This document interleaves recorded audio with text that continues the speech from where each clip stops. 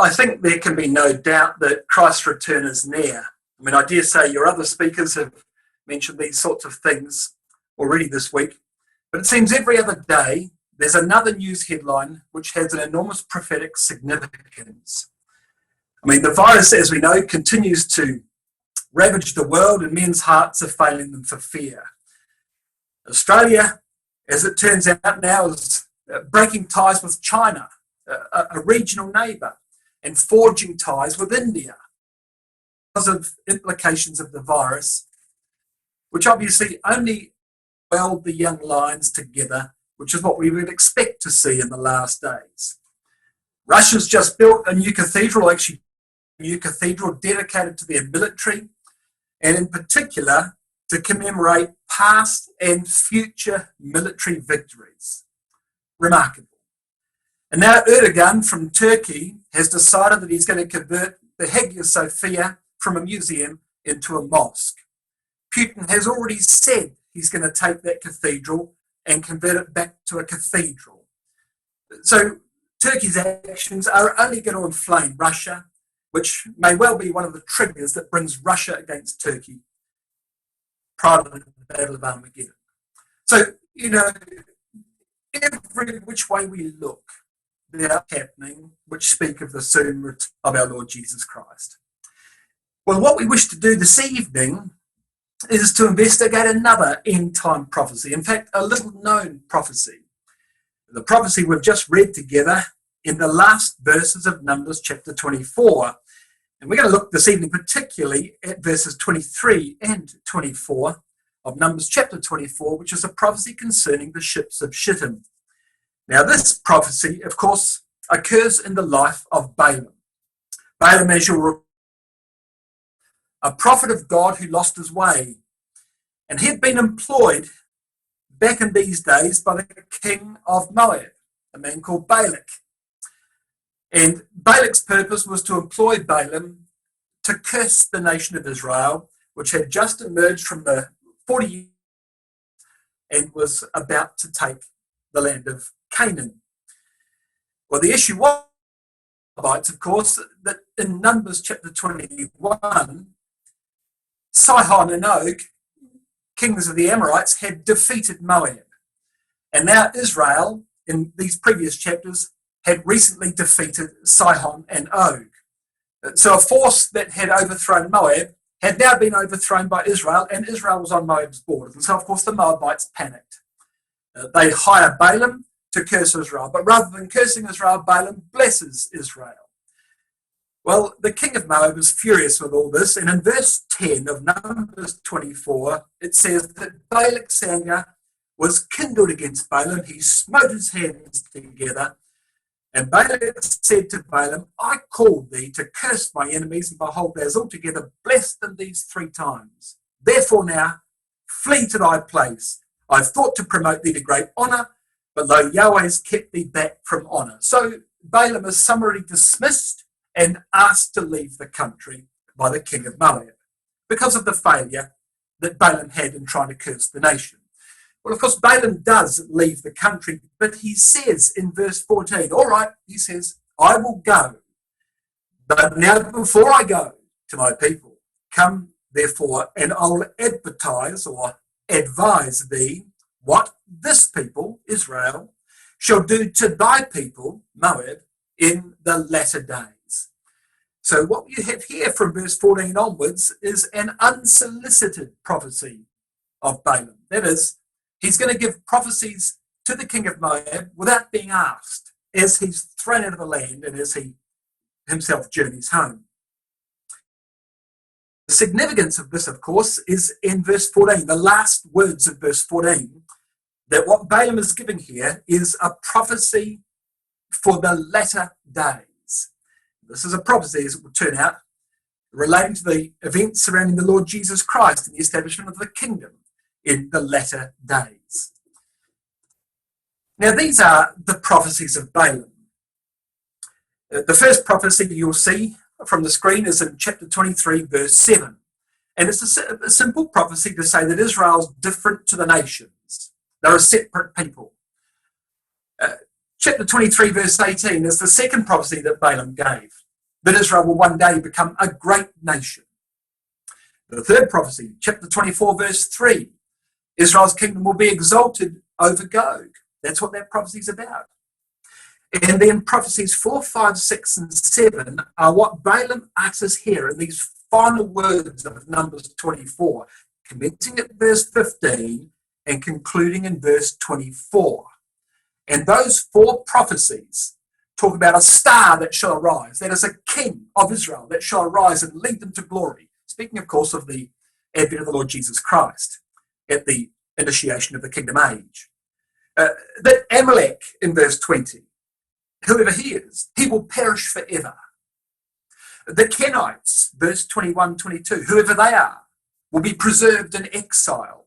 And then finally, all fleshly power will cease in verses 23 and 24. The Battle of Armageddon, as we'll explain, and the final destruction of the latter-day Amalekite. So that's what the prophecies of Balaam are. And as I say, our focus this evening is on this very last one, particularly verses 23 and 24, the prophecy concerning the ships of Chittim. It's a most intriguing prophecy as you read it. It says in verse 23 of Numbers 24 that Balaam took up this parable. This is the seventh of the 7 parables or prophecies that you can see that Balaam gave. And he said, "Alas, who shall live when God doeth this? And ships shall come from the coast of Chittim. They shall afflict Asher. They shall afflict Eber. And he also shall perish forever." So alarming is this prophecy, it appears, that it takes Balaam's breath away. Who shall live, verse 23, when God does this, he says. Who shall live when God gathers a people from the north? That's what Balaam's saying. The New International Version margin against verse 23 says, "Who shall live when a people shall gather from the north?" It's a reference to the northern invasion of the nation of Israel at the Battle of Armageddon. But in the midst of all of that, it says in verse 24 that there are going to be ships that come from Chittim. Now, Chittim, as I'll show you, is Cyprus. It's the modern day Cyprus. And those ships coming from Cyprus are going to attack the mainland. Asher, which is Assyria or Iran, and Eber, which is Iraq. So there's going to be an invasion in the last days. Remember, verse 14, latter days. There's going to be an invasion in the latter days which commences from Cyprus and attacks the mainland, Syria, Iraq, Iran, that region. Who shall live when God does it, he says. The result's going to be, at the end of verse 24, that he shall perish forever. Whoever this he is, it's going to result in great destruction, which is why, as I mentioned a moment ago, it took Balaam's breath away. Balaam, of course, wouldn't understand exactly what this prophecy was saying, but he understands it's an extremely significant prophecy, a devastating prophecy. Well, that's what we're going to spend the next 40 or 50 minutes discussing. What exactly is this prophecy about, and when would we expect it to occur?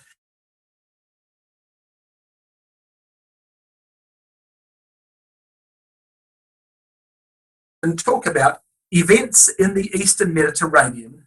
I'm going to talk about that because, of course, that's where Cyprus is. And Cyprus has become notorious in news headlines in the last few years because of other things that have happened in her region. There has been oil and gas discovery in the Mediterranean. And these have, as I'll show you, affected Cyprus and brought Cyprus to front and centre of people's minds.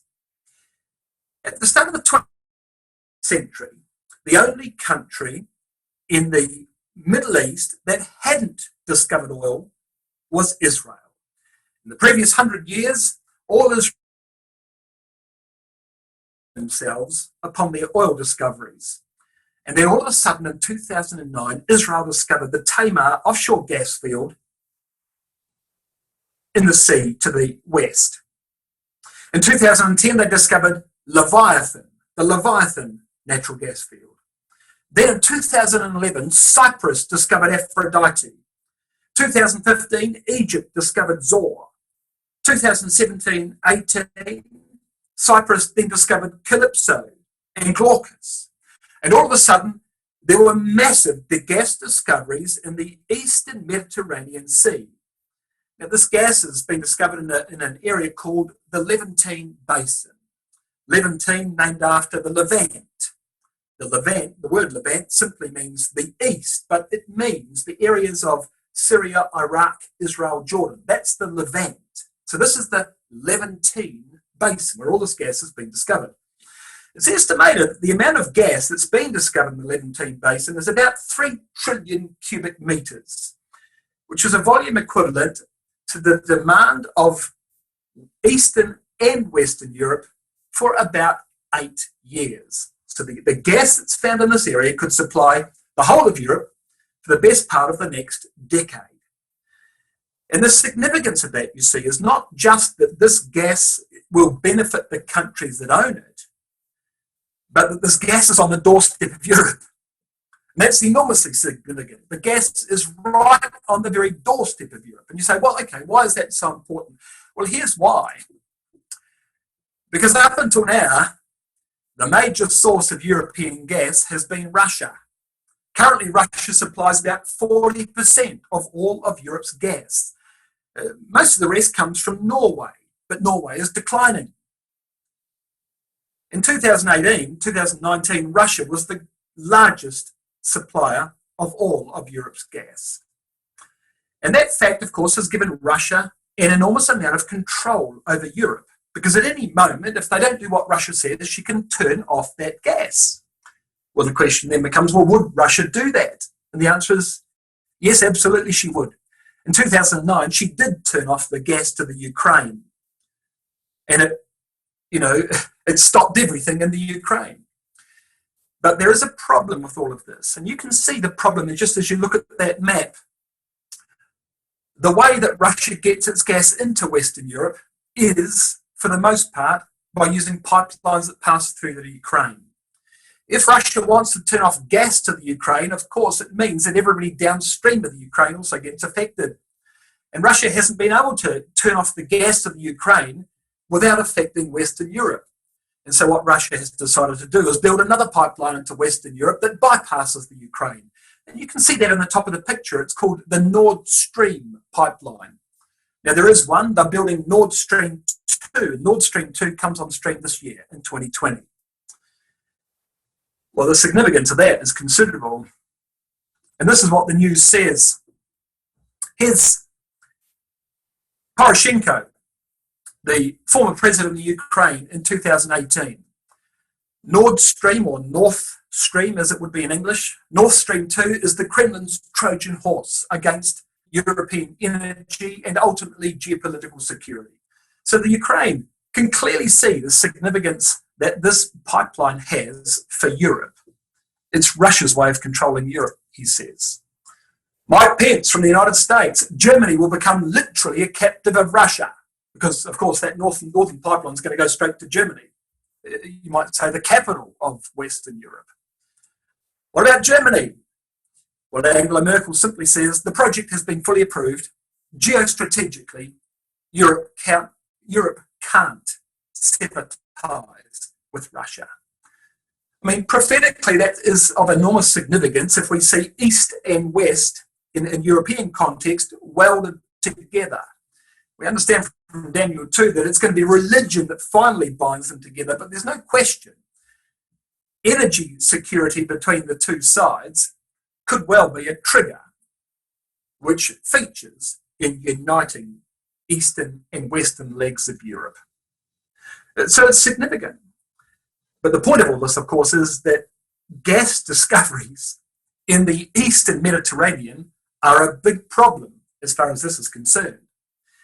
Because if there was gas to be discovered in the Eastern Mediterranean and that gas made its way into Europe, then it reduces Europe's dependence upon Russia. Russia sees this as an enormous threat. Well, there's a few problems. One of them is world oil prices. World oil prices are expected to stay at very modest levels, at least for the next 10 years. Russia depends heavily on its oil export revenues to prop up its economy. Anything, therefore, that could compete with Russian gas and lower oil prices are going to be a problem to Russia. But this is the tricky part. It's not cheap to develop these gas fields. The prospect of a pot of gold in the ground could easily lead countries to go to war with each other to claim that money. But for now, things are working well. Commercialising the gas is expensive. The best way to do that, therefore, is to do it cooperatively. For countries to get together and build joint assets to commercialise everybody's gas. They want to share infrastructure.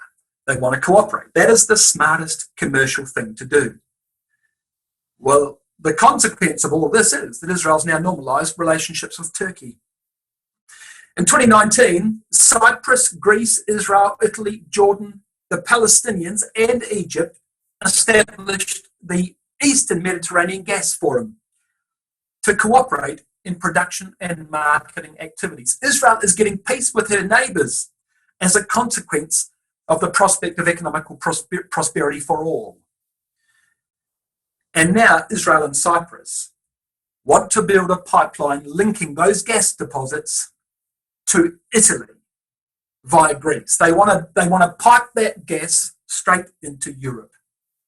And this could, of course, be exactly what we're looking for prophetically, because what we need to see is Israel at peace with her neighbours while all of them slowly get rich and become a target for Russia in the Middle East. Well, Russia's already going to have a problem if this gas makes its way to Europe. So you can see, for a number of reasons,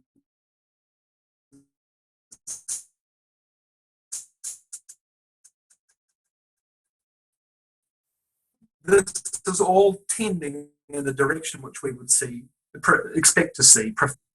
These are our expectations, are they not? We expect to see that Israel will dwell safely, at rest, without walls and having neither bars nor gates. Israel will be in security. Ezekiel 38, verse 8. She'll not only be there, but she'll be the target of spoil, silver, gold, cattle and goods, says Ezekiel 38, verse 12 and 13.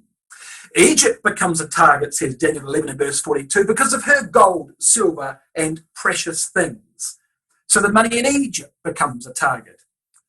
And then it says, the merchants of Tarshish, Ezekiel 38, verse 12. They're going to be upset by these events. And note well, Ezekiel talks about the merchants of Tarshish. Ezekiel doesn't say Tarshish. He doesn't say the military power of Tarshish. He talks about the business interests of Tarshish being a major issue at the Battle of Armageddon. Tarshish is Britain. The merchants of Tarshish are Western business interests allied to Britain. One of those main Western business interests, of course, is the exploration of gas in the Levantine Basin. One of the oil companies doing this exploration is ExxonMobil, which is an American oil company. And because of the sensitivity of the area, because everybody wants a piece of the action, because it's an historically unstable area, the ExxonMobil drilling ship that's there is accompanied by US warships. So Anglo-American business interests are certainly part of Ezekiel chapter 38. And central to the whole Eastern Mediterranean energy question is the island of Cyprus. Cyprus doesn't often make itself into world headlines, but it has now, because everybody's interested in Cyprus. Why is Cyprus so important? Well, not only has Cyprus discovered its own gas, but any pipeline connecting those gas fields to Western Europe has to go through Cyprus. I mean, I suppose it doesn't have to. You could lay it under the Mediterranean Sea, but it makes sense. It makes enormous sense to use Cyprus, because if you can lay a pipeline on land, it's a lot cheaper than laying it underwater. Well, Cyprus has always been an important location militarily for the Western powers. Now it appears it's an important location commercially, and the merchants of Tarshish are very, very interested in Cyprus. So all of a sudden, Cyprus has become a very important place for more than one reason. Everybody's interested in Cyprus. And that brings us to the prophecies of Balaam. Because as we found a moment ago, these prophecies of Balaam, at least in chapter 24 of Numbers and verses 23 and 24, this prophecy speaks specifically about Cyprus. Cyprus is Chittim, and Chittim is the subject of an end-time prophecy in Numbers 24. So let's take a closer look now at Numbers 24 and just establish just what this prophecy is really talking about. We made the point earlier that verse 14 of Numbers 24 tells us that these prophecies from verses 15 and onwards are prophecies which relate to the latter days. The latter days is a significant phrase in Scripture. It appears in Ezekiel 38. A similar phrase appears in Daniel 2. It's the time period concerning the return of the Lord Jesus Christ and the establishment of the kingdom age. Verses 15 to 19, the first of Balaam's, let's call it, unsolicited prophecies, the first of the prophecies that Balak, king of Moab, did not ask for, the fourth parable. Verses 15 to 19 talk about the star that shall arise in the latter days. This is the rise of Israel's future king, the Lord Jesus Christ. And with that, the destruction of all Israel's enemies. Amalek shall perish forever, it tells us in verse 20. But look what it says. And Balaam looked on Amalek. He took up his parable and said, Amalek was the first of the nations, but his latter end shall be that he shall perish forever. So here's a prophecy about the Amalekites, but it's a strange thing to say because the Amalekites are not really a feature of the latter days. The Amalekites were Israel's first enemy. I mean, in fact, it actually tells you that in the margin. It says that Amalek was the first of the nations. The margin says the first of the nations that warred against Israel. It was the Amalekites that it brings at the restart of the 40 years. So they were Israel's first enemy. And you read that, of course, in Exodus 17 and verse 8. The problem is that the Amalekites no longer exist. They might have been an ancient enemy of Israel, but they're certainly not a feature of the latter days. The last record you have of the Amalekites is in 1 Chronicles 4 and verse 43. In the days of Hezekiah, 700 BC. They're never heard of again after that time. So it's a strange prophecy you seem to have in a collection of prophecies by Balaam about the latter days. But they're significant. They're very significant. They've already perished forever, but there's more to come. Because what this prophecy in verse 20 does is it sets us up for what follows. Amalek is the first of the nations that attacked Israel. He becomes a type of all nations that then want to attack Israel. And that's what opens up what comes next. Because verse 21 now goes on and talks about the Canaanites. And it says, Balaam took up this parable when he looked on the Canaanites, and he said, strong is thy dwelling place, Canaanites, and thou puttest thy trust or thy nest in a rock. Nevertheless, the Canaanites shall be wasted until Asher carry thee away captive. Or as the margin says better, how long shall it be ere Assyria carry thee away captive? So the Kenites, it appears, would survive, but they'd go into captivity. Well, who were the Kenites? What's the significance of the Kenites? Well, the Kenites are related to the Amalekites in Scripture. The Kenites lived with the Amalekites. In 1 Samuel 15 and verse 6, it says that Saul said to the Kenites, go, depart, get you down from among the Amalekites, lest I destroy you with them. For you showed kindness to the children of Israel when they came up out of Egypt. So the Kenites departed from among the Amalekites, and then Saul smote the Amalekites. So you see, there is a relationship between the prophecy of verse 21-22 regarding the Kenites and the Amalekites of verse 20. The Kenites then, become a type of the Gentiles who would be saved by virtue of their relationship to Israel. Saul saved the Kenites, even though the Kenites lived among the Amalekites, even though the Amalekites were Gentiles hostile to the cause of Israel. There were some amongst them that were taken out before destruction came upon the Amalekites. And this concept of a certain portion of the Gentiles being preserved is not foreign to these prophecies. I mean, look at verse 9 of Numbers 24.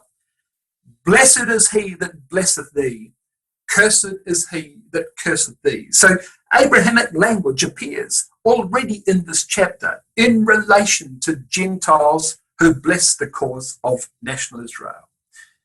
Well, here's another group here, the Kenites, living among the Amalekites, but protected by virtue of their relationship to the nation. So verse 20 is about the Amalekites, a people long gone, but typical of people in the future who are hostile to the cause of Israel. Verses 21 and 22, the Kenites, people who live among the Amalekites, but Gentiles in this case who are favourable to the cause of Israel and have their lives preserved. And that brings us now to the cryptic prophecy of verse 23 and 24. He took up this last parable, the seventh of the seven. And he said, Alas, who shall live when God doeth this? And ships shall come from the coast of Chittim. They shall afflict Asher and shall afflict Eber, and he also shall perish forever. Now, the first thing to note about this little prophecy is that the last line of verse 24 is the same as the last line of verse 20. And there's an enormous clue there, because when you ask me at the end of verse 24, who is the he that shall perish forever? Who is the target? Who's the victim of the maritime invasion from Chittim that causes him to perish forever? Well, evidently, if the last line of verse 24 is the same as the last line of verse 20, you might well reason that the he that shall perish forever in verse 24 is Amalek. Because it's Amalek that would perish forever in verse 20. And if verse 20 is the destruction of Israel's first enemy, then verse 24 would be the destruction of Israel's last enemy. You might say the former and the latter day Amalekite, between verse 20 and verse 24. Well, how can we be sure? I mean, there's a good verbal link there, but how can we be sure that it's the Amalekites that have been destroyed at the end of verse 24, the latter day Amalekite? Well, I think you can be sure because of the way the Amalekites are spoken of throughout Balaam's prophecy. I mean, look at verse 7, for example, of Numbers 24. He shall pour water out of his buckets, his seed shall be in many waters, that is, Israel's king shall be higher than Agag, and his kingdom shall be exalted. So when Christ comes, he's going to be higher than Agag. Well, Agag was an historical king of the Amalekites. Agag personally was destroyed by Samuel in 1 Samuel chapter 15. But there's a latter day Agag, you see, in just the same way as there's a latter day Amalekite. Numbers 23 verse 21 speaks about, or says this, that God has not beheld iniquity in Jacob or perverseness in Israel, but Yahweh his God's with him, and the shout of a king is among them. So Israel's going to have a latter day king. It's the same king as you read of in chapter 24 verse 7. This king would triumph over Agag. Numbers 24 verse 17. The star will arise and smite the corners of Moab, and so forth. This star is once again the king. So Israel's going to have a king. That king is going to come. That king, of course, is the Lord Jesus Christ. That king will triumph over Agag, the latter day Amalekite. The interesting thing about all of that, of course, is that the Septuagint version in verse 7 doesn't translate the word Agag as Agag. It translates it as Gog. And that, of course, makes enormous sense because Gog is the king of the latter day anti-Semitic invasion. So we're really talking about Russia being destroyed and the king of Russia being destroyed in the face of the latter day king of Israel. So Gog invades the land, and the result is that he will be destroyed and perish forever, in the words of Numbers 24:24. But it's a terrible time, because Balaam says in verse 23, who shall live when God does this? Who shall live when God does this, he says. But even those words need a closer inspection, because the phrase doeth this means to put forth or to appoint. Who shall live when God appoints, you might say? Well, appoints what? Appoints who? Appoints Gog. Who shall live when God appoints Gog? Because it's going to be a devastating time. But when Israel's king does come, Gog, the latter-day Amalek, or the latter-day Agag, will perish forever. But in the midst of the calamity of Armageddon, we have a major maritime invasion, as it's spoken of in verse 24. And in verse 24, we have three nations mentioned. I've already mentioned the interpretations of those, but let's do that in a little more detail. Chittim. Who is Chittim? Now, I've said Chittim is Cyprus. Well, yes. Chittim in Genesis chapter 10, in the Table of Nations, Chittim is called Chittim. Chittim is a descendant of Javan, an ultimate descendant of Japheth, one of the sons of Noah. Josephus tells us that Javan is Greece, and from Javan came the maritime peoples of Italy, of Britain, of Cyprus, of Rhodes. This is Elisha, Tarshish, Chittim, Rhodanine. So Greece begat all these maritime nations. These are the isles of maritime powers, of which, of course, Tarshish is one, a descendant of Javan. So no surprise, therefore, to find Chittim being Cyprus, an island power, a maritime power, just like his brothers. Interesting, though, just as you look at this table, that Cyprus is the brother of Tarshish. That right from the very earliest days, there was a blood relationship between Tarshish, or Britain, and Cyprus. A noteworthy point. Well, what about Ashur? Ashur is very simple. Ashur is simply Assyria. That is modern-day Iraq, Iran. And Eber. Now, this one's caused some controversy. Who is Eber?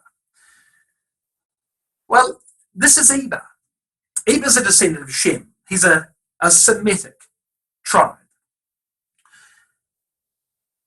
But Shem, or Eber in this case, is the father of the Jews and the Arabs. And my point is, not just the Jews, but the Jews and the Arabs. Eber, the word Eber, literally means the region beyond. And that means the region beyond the Euphrates. It's related to the word Hebrew. The word Eber is related to the word Hebrew because the word Hebrew means one from beyond, or a crosser over the Euphrates. So Eber is the region beyond. And when you put all that together, this is what you find. Chittim is Cyprus. Ashur is Iraq, Iran. And Eber is that region between. Today, the region beyond the Euphrates, northeastern Syria. And so what you're reading in Numbers 24:24 is a maritime invasion that begins in Cyprus and attacks that central Middle Eastern area of Eber and Assyria. And results, it tells us, in the destruction of latter-day Agag, of Gog, who will subsequently perish forever. So a major maritime invasion of the Middle East against Syria and Iraq in the last days, originating from the island of Cyprus. That's what we're reading here in Numbers 24:24. But here's the question. In Ezekiel chapter 38, we've got two opposing armies. We've got Gog and his European confederates, or European and Middle East confederates, coming against the land of Israel.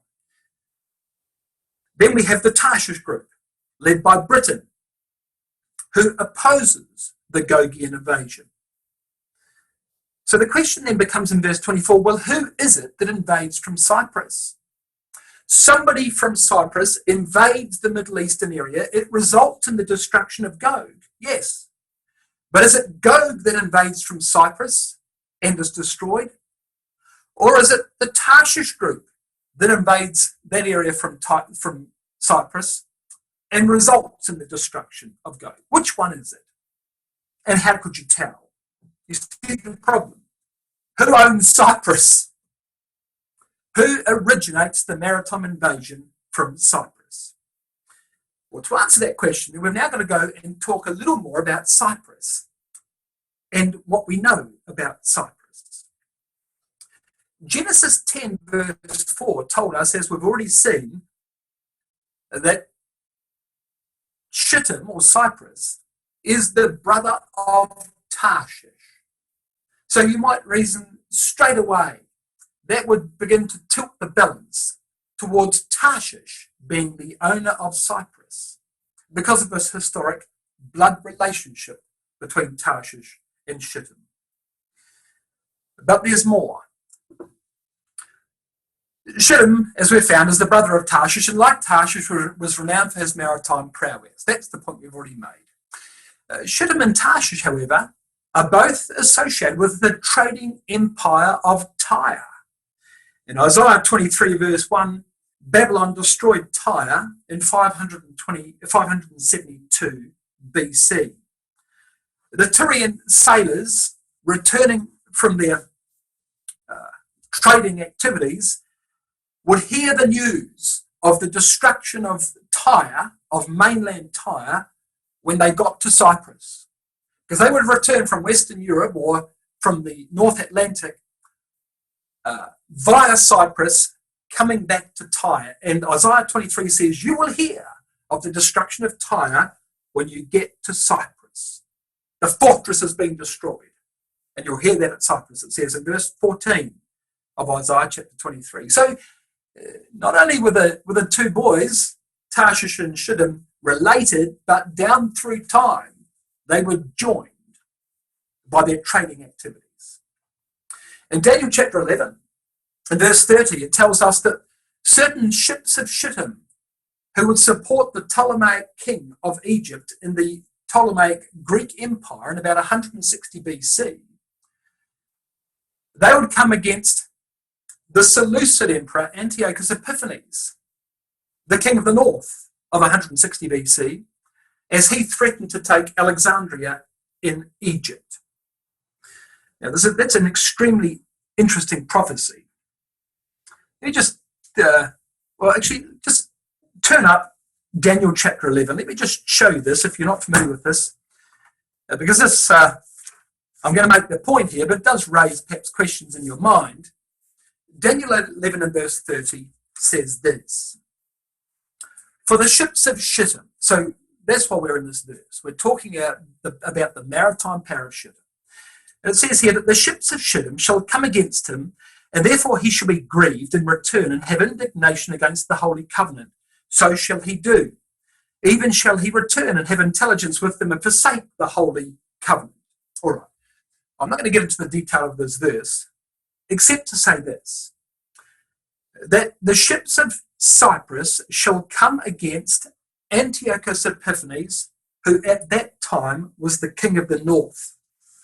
Now, what happened? What exactly was the story? Well, this is a story of the king of the north attacking the king of the south in about BC 168. The king of the north was the Greek Seleucid Empire that controlled all the area of Syria, Iraq, Iran, Afghanistan. It was led by a king called Antiochus Epiphanes. And they were continually at war over hundreds of years with the king of the south, which was the Greek Ptolemaic kingdom of Egypt. Well, the king of the north, over time, became more powerful. And it got to the point where the king of the north has now come from the north down through Israel. He's attacked Egypt. He's taken all the cities of Egypt. And now Antiochus Epiphanes has marched up to commence a siege against the capital of Egypt, which at that time was Alexandria. And he will be successful if he besieges Alexandria. The Egyptian Ptolemaic kingdom was utterly powerless in the face of the enormous army from the north. Well, because the Ptolemies were no match for the Seleucids, as their cities began to fall, they quickly sent an emissary to Rome. That is, the Greek Ptolemaic kingdom sent an ambassador to Rome begging Rome for help.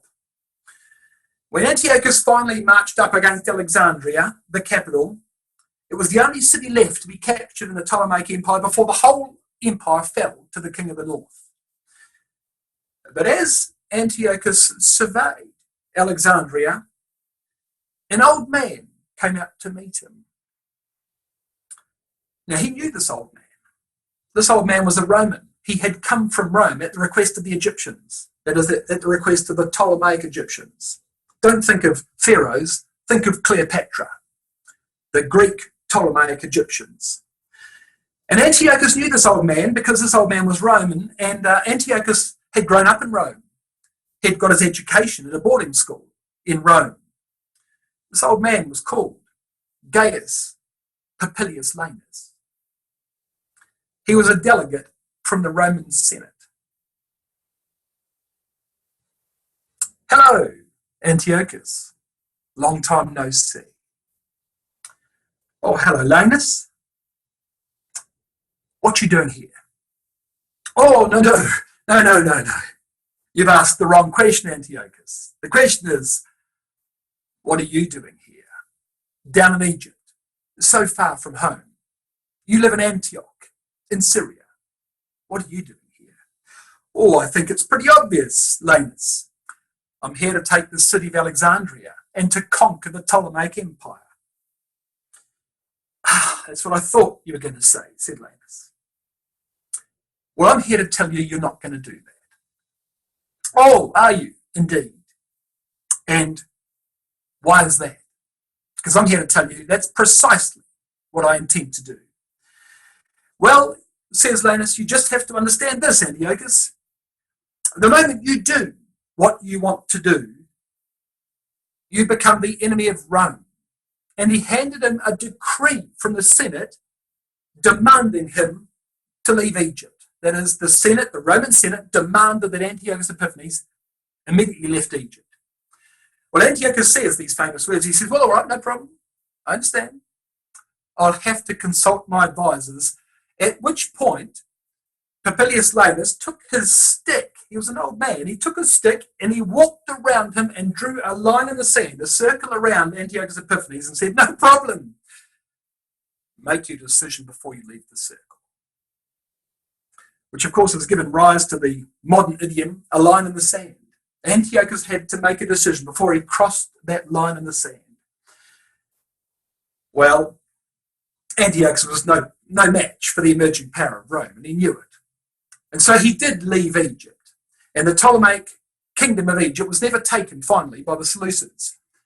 The consequence was, as verse 30 of Daniel 11 goes on to say, he vented his spleen upon the Jews, and he went straight to Jerusalem, and he desecrated the temple, slew pigs on the altar, killed many thousands of Jews, but never ever took Egypt. But you might ask me this. That's all very interesting, but clearly in verse 30, the ships of Chittim are not Cyprian. They are Roman. How does that help us if the ships of Chittim in verse 30 of Daniel 11 are from Rome and not from Cyprus? Well, that's the interesting thing, because you see the route that Papilius Lanus took from Rome to Alexandria in Egypt went from Rome to Brindisi, a city on the southeastern coast of Italy, to Greece, to Rhodes, and then due south past Cyprus to Alexandria. So that from the point of view, for example, of Antiochus Epiphanes, watching all these things happen as he's about to besiege Alexandria, he sees ships come from the north, directly from Cyprus, even though they didn't originate in Cyprus. Ships came from Chittim, as far as the Egyptians were concerned, and saved Egypt. The interesting thing, by the way, And all of that was, at that very time, Antiochus also controlled Cyprus. He had troops on Cyprus. And the Romans said to him, get out of Egypt and get out of Cyprus. The point of all of this is that Chittim historically supported the king of the south. Chittim historically was aligned with the king of the south. And that's very important because the king of the south is Britain. Well, historically has been Britain. Finally, Daniel chapter 11 is a parallel to Ezekiel chapter 38. In Daniel chapter 11, we have a latter-day invasion of the land of Israel, the same as we do in Ezekiel chapter 38. In Daniel chapter 11, well, in Ezekiel 38, Gog is called Gog, and it's clearly Russia, identified Meshech and Tubal with the nation of Russia and her European allies. So in Ezekiel chapter 38, the latter-day invader from the north is presented as a latter-day Assyrian. In Daniel 11, he's presented as a latter-day Greek, a king of the north. So therefore, Chittim will be opposed to the king of the north. The island of Chittim in the last days will be opposed to Russian forces, just like it always has been down through history. So now roll that forward to the last days. And what do we see from Cyprus? Well, how about that? Cyprus contains 2 British military bases. 2 military bases from Tarshish. Don't you know that Chittim's the brother of Tarshish? Don't you know they've had this millennia-long relationship? And historically, Chittim has always supported the power of the king of the south, and she will do again. Cyprus was owned by the Turkish Empire up until 1878. In 1878, because Russia was an emerging power on the northern border of Turkey, Turkey signed a treaty with Britain called the Cyprus Convention, and Cyprus became a British protectorate.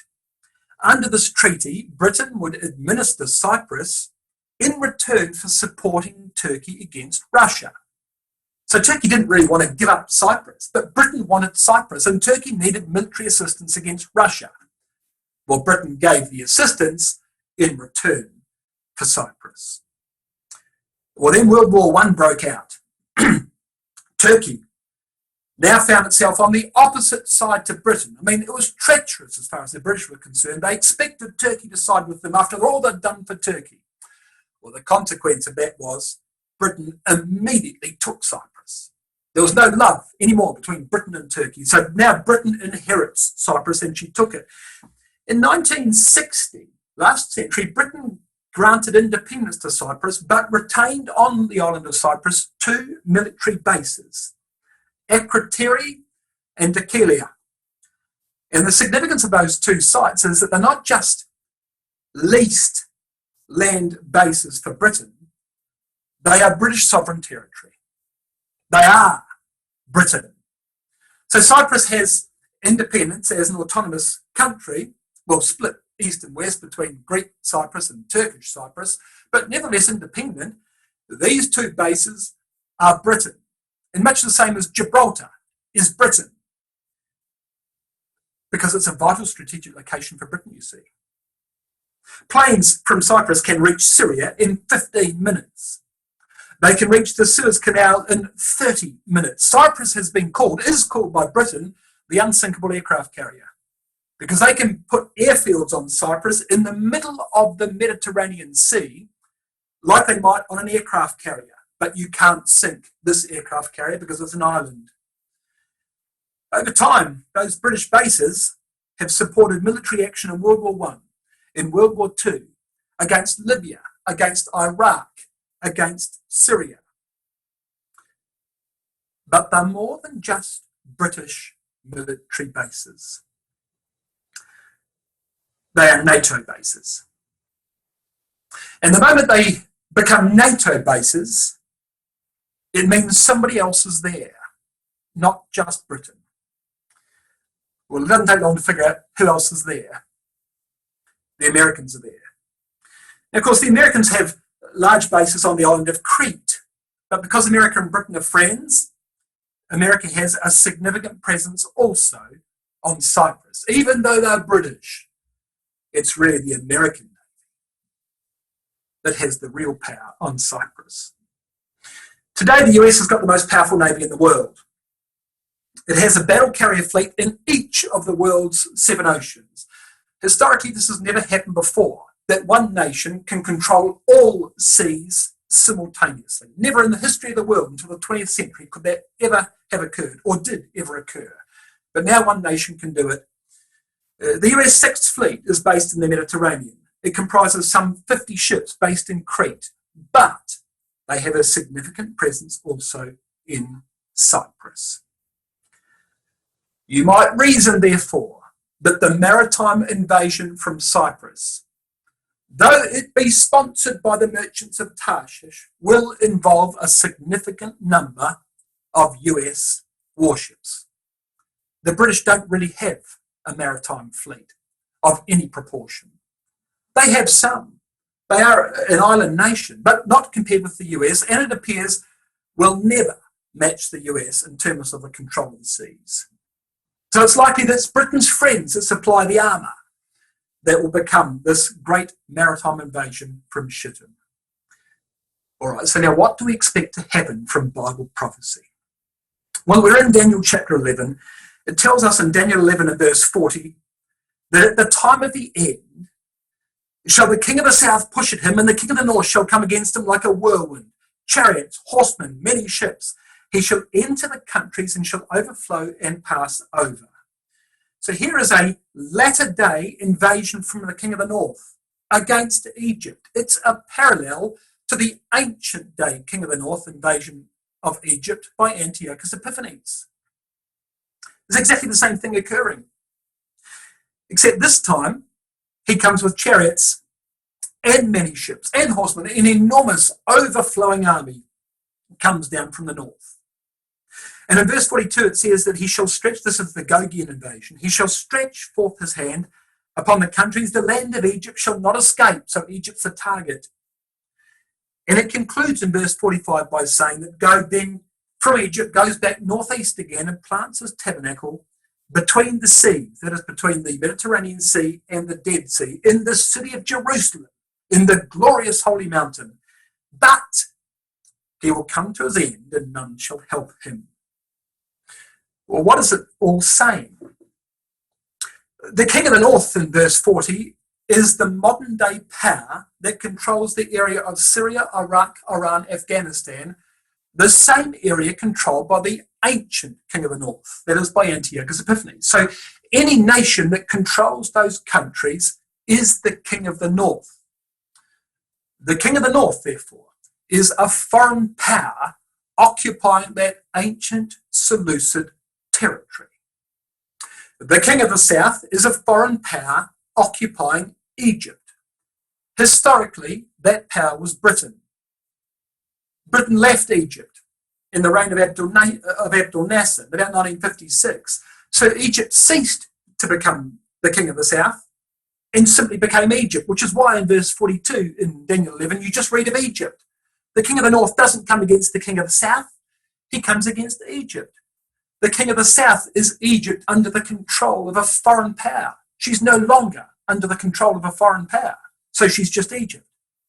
But the king of the north is all those countries under the control of a foreign power, and they are, in the latter days, under the control of a foreign power. Russia will control all of that territory.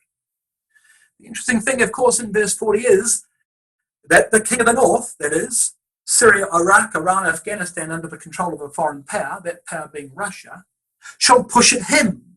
Who's the him? Well, the him is Turkey.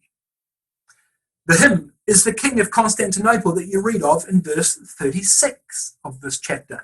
The king, originally Constantine, who will do according to his will, the Roman king who put his military capital in Constantinople. Well, the king of the north shall push against the king of Constantinople, which is, in modern terms, Turkey. The king of the south, the king of the south will push at Turkey, I should have said. Britain pushing at Turkey in World War I. And then the king of the north comes against him, Turkey and inundates the Middle East. So we would expect Russia to become the king of the north, then to attack Turkey, then to attack Egypt, and then Israel, according to the sequence of Daniel chapter 11. So let's put that together. Step 1. Russia will take Syria, Iraq, Iran, Afghanistan, and become the king of the north in the terms of Daniel 11 and verse 40. As the king of the north, step 2, Russia will then push at Turkey, which is what it says. The king of the north shall come against him, like a whirlwind in Daniel 11 and verse 40. And then Egypt, verse 42. And then Israel, verse 45. But by parallel with Ezekiel 38, verses you know well, Tarshish objects. In Ezekiel 38 and verse 13, it says, the merchants of Tarshish, all the young lions, shall say, art thou come to take a spoil? They object to this Gogian invasion. The result of all that is in Ezekiel 38 and verse 13. In fact, I'll read it to you because it's worth reading carefully. Ezekiel 38 and verse 13, verse 23, the last verse says this, thus will I magnify myself and sanctify myself, and I will be known in the eyes of many nations, and they shall know that I am Yahweh. God rules supreme. So the result is that Gog is destroyed, but Tarshish is not victorious. God is victorious at the conclusion of Ezekiel chapter 38. It's a parallel to Daniel 11 and verse 45. He shall come to his end and none shall help him. Or you might say, in the language of Numbers 24, verse 24, Amalek shall perish forever. It's the same point about the same people. So where does Numbers 24 fit into all of this? Well, you can see from the slide, I've put it as point number 6. Russia invades the Middle East. There's an objection in Ezekiel 38 from the merchants of Tarshish and an invasion. Numbers 24 appears to be the maritime sequel to Ezekiel 38 verse 13. The Tarshish powers try and stop the onslaught of the king of the north by, it appears, cutting his supply lines. They attack from Cyprus, the area of Syria, Iraq, to stop the supply line of the king of the north as he's come down. But it doesn't end well, because I've got to show you another quotation. Come with me to Psalm 48. Psalm 48 in verse 1. Now, the context, of course, of this psalm is that it's a kingdom psalm. Psalm 48 verse 1, great is Yahweh, greatly to be praised in the city of our God, in the mountain of his holiness, it says. Beautiful for situation, the joy of the whole earth is Mount Zion on the sides of the north, the city of the great king. So this is speaking about a time when the great king rules from Zion. It's a time when Christ is on the earth. And at that time, it says in verse 7, thou breakest the ships of Tarshish with an east wind. So clearly a hurricane comes from the east and destroys this enormous Tarshian maritime fleet. And Tarshish in the future will bring scattered Israel back home. It's the ships of Tarshish in Isaiah 60 that rescue the Jews. So clearly that must happen later. But before, at least from the military portion of the ships of Tarshish, there is a great destruction from the east. How does it happen? Well, come with me to my final quotation, Isaiah 2, because here's the answer to the riddle. Tarshish, it appears, no doubt opposes the Gogian invasion, but answers that invasion with more than just words, more than just the protest of Ezekiel chapter 38. They answer it with a great maritime invasion as spoken of in Numbers chapter 24. But in Isaiah chapter 2, we have the real story. For context, Isaiah chapter 2 verse 1 says, The word of Isaiah, the son of Amos, that he saw concerning Judah and Jerusalem. It shall come to pass in the last days that the mountain of Yahweh's house shall be established on the top of the mountains, exalted above the hills, and all nations shall flow unto it. It's a kingdom chapter. It's a chapter talking about the establishment of the kingdom age from Jerusalem. So there's the same context as Psalm 48. But look what it says in verse 12. For the day of Yahweh of hosts shall be upon every one that's proud and lofty, upon every one that's lifted up, and he shall be brought low, and upon all the cedars of Lebanon that are high and lifted up, and upon all the oaks of Bashan, and upon all the high mountains, and upon all the hills that are lifted up. You see the repeated words? Lofty, lifted up, high, lifted up, high, lifted up, upon every high tower. This is talking about the pride of man, everything about man that exalts himself. And upon all the ships of Tarshish, verse 16, and upon all pleasant pictures. The phrase pleasant pictures in the English Standard Version is translated beautiful craft. The word pictures means an image or a ship or a craft. The New International Version on verse 16, every stately vessel. This is talking about that fleet from Cyprus. The fleet in Psalm 48, which is destroyed. And the loftiness of man shall be bowed down, and the haughtiness of men shall be made low, and Yahweh alone shall be exalted in that day. And that's the point. Who wins the Battle of Armageddon? Not Russia.